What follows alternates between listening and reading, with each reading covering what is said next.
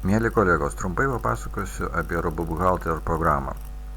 Na, ši forma nereikalauja komentarų, taigi pereisime į pagrindinę formą – darbuotojų veiklos registravimas. Pradėsiu pasakojimą nuo programoje naudojamų valdiklių.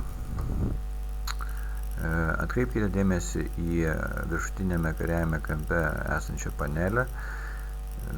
Mygtukai joje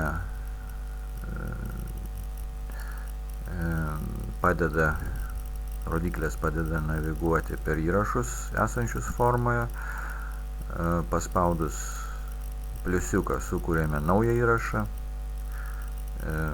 nuspaudus raudoną kryželį triname įrašą, o labai svarbus mygtukas paskutinis visada išsaugoja duomenis duomenų bazėje. Nenuspaudus šio mygtuko pakeitimai nebus išsaugojami. Galiu dar pasakyti, kad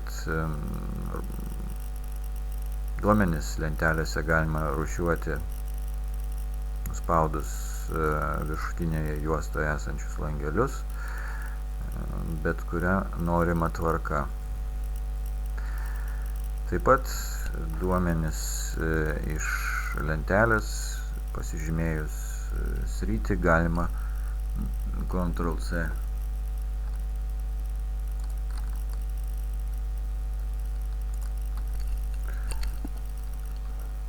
Mygtuko pagalba nukopijuoti į kitas programas. Šiuo atveju pasirinksime Microsoft Excel ir šios duomenis tvarkyti kitos programos pagalba. Tai tiek, kas susijęs su valdiklių naudojimu. Dabar dar vienas svarbus dalykas, tai ataskaitų išsikvietimas. Nuspaudę mygtuką išsikviečiam ataskaitą ir svarbus yra mygtukai ataskaitos valdymo panelėje. Pirmas mygtukas reiškia, kad mes ataskaitą galime eksportuoti į kitas programas, kaip antai Excel ar Microsoft Word.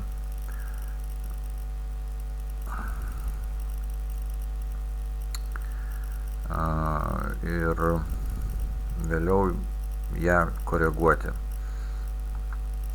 Antras mygtukas mygtuko pagalba mes galime atsispausdinti ataskaitą. Ir labai svarbus trečias mygtukas, kuris atnaujina ataskaitos duomenis.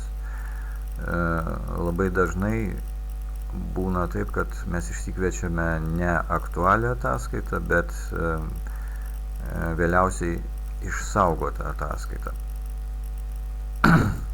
Tai tiek apie ataskaitos naudojimą.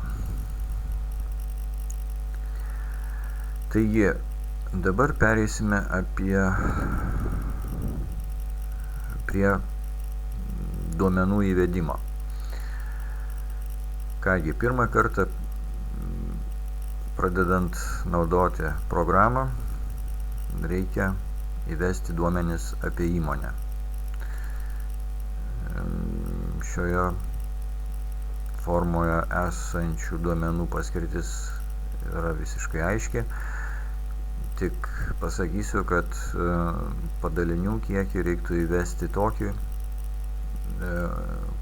kiek mes ataskaitų ir žiniaraščių norime turėti. Ar mes norime turėti vieną ataskaitą ir žiniaraštį visai įmoniai, ar pagal atskirus padalinius. Darbo grafikų forma leidžia mums papildyti standartinius darbo grafikus savo Darbo grafikais taip pat pakeisti darbo laikus. Mokesčių lentelė paprastai bus atnaujinama automatiškai pasikeitus mokesčiams, bet jei jūs norite pakeisti mokesčius, tai patartina nuo mokesčių įvedimo datos įvesti naują įrašą ir suvesti duomenis naujam laikotarpiui, nes mokesčių rinkiniai bus naudojami tik tam tikram laikotarpiui, skaičiuojant atlyginimus ir mokesčius. Dienpinigiai bus atnaujinami automatiškai, bet jeigu jie skiriasi nuo oficialiai patvirtintų, tai jūs galite įvesti savus, bet aišku, darbuotojų nuostatose jūs galite įvesti, kokius koeficientus jūs taikote šiam dienpinigiam. Duomenų atstatymo forma nereikalauja papildomo komentaro. Taigi, tai viskas, kas susiję su įmonės duomenimis. Sekantis duomenų įvedimo, pradinių duomenų įvedimo etapas, tai duomenų apie darbuotojus įvedimas. Pirmoji lentelė tai yra svarbiausia, kurioje įvedami pagrindiniai duomenys apie darbuotojus. Įvedę šios duomenys, pilnai įvedę šios duomenys, mes galime suformuoti materialinės atsakomybės sutartį, darbo sutartį, pateikti pranešimą sodrai ar atsispausdinti darbo pažymėjimą. Taip pat atkreipsiu dėmesį, kad galite įkelti darbuotojo nuotrauką, kuri figūruos ir darbo pažymėjime, ir asmens kortelėje.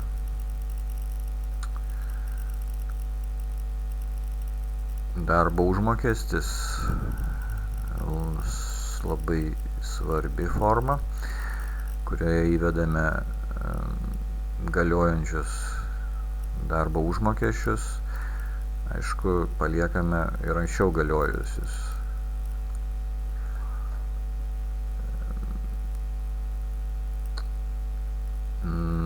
Įrašome pagrindinius parametrus. Ši forma yra labai svarbi ir ją reikia atidžiai pildyti. Grafikas atostogos yra daugmaž informacinė forma, tik aišku, čia nurodome, kokiu darbo grafiku darbuotojas dirba.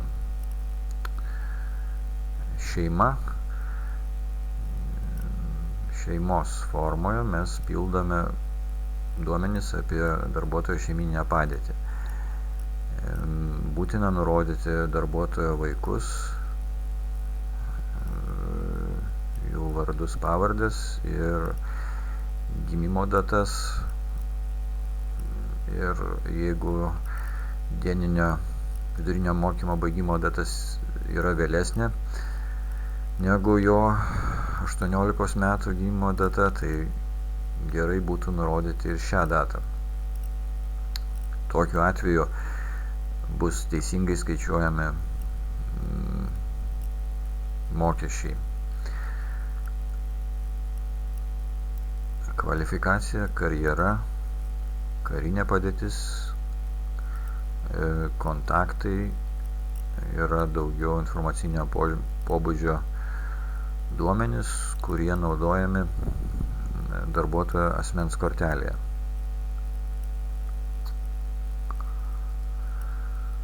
Atleidimas iš darbo, tai forma naudojama atleidžiant darbuotoją. Komentaruose mes galime pareikšti svarbės žinutes apie tuos darbuotojus.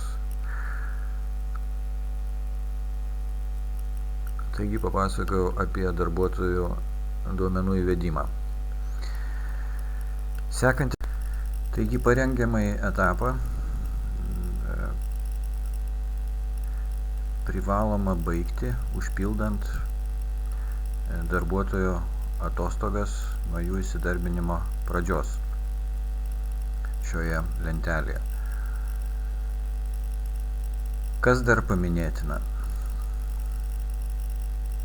Nuspaudę šį klaustuką mes išsikviečiame pagalbos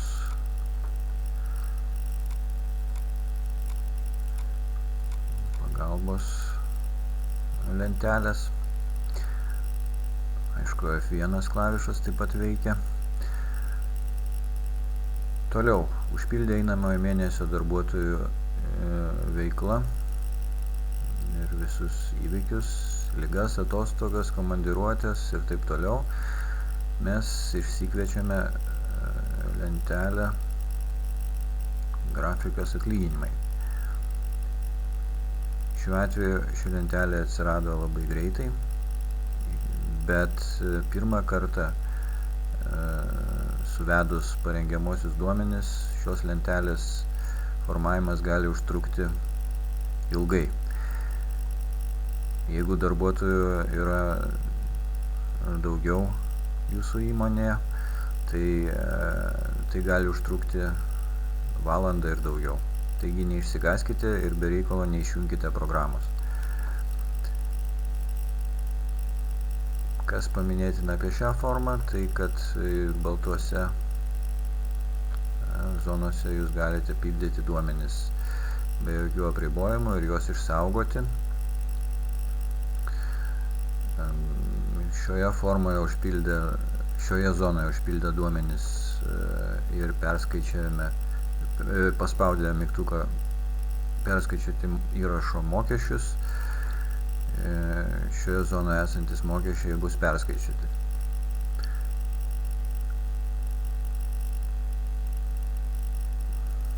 Taip pat mes galime perskaičiuoti visą įrašą, jeigu padarėme klaidų ir manome, kad mūsų skaičiavimai neteisingi, arba perskaičiuoti visų darbuotojų visus periodo įrašus. Taigi, suformavę duomenis apie periodą šioje formoje, mes išsikviečiame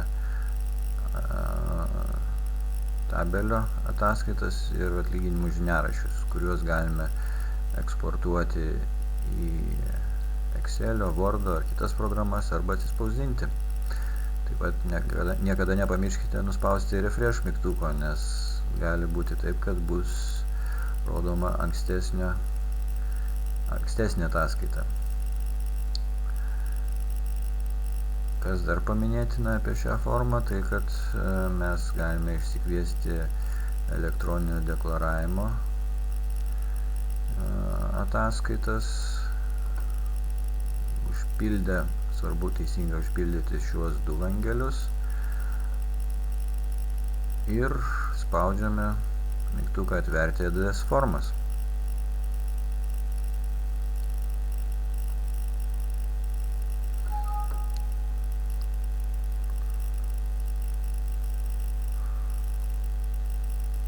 Taigi, tuom ir baigsime pasakojimą apie RoboBuhalter, kuris, tikiuosi, jums labai palengvins darbą. Ačiū už dėmesį ir malonaus darbo.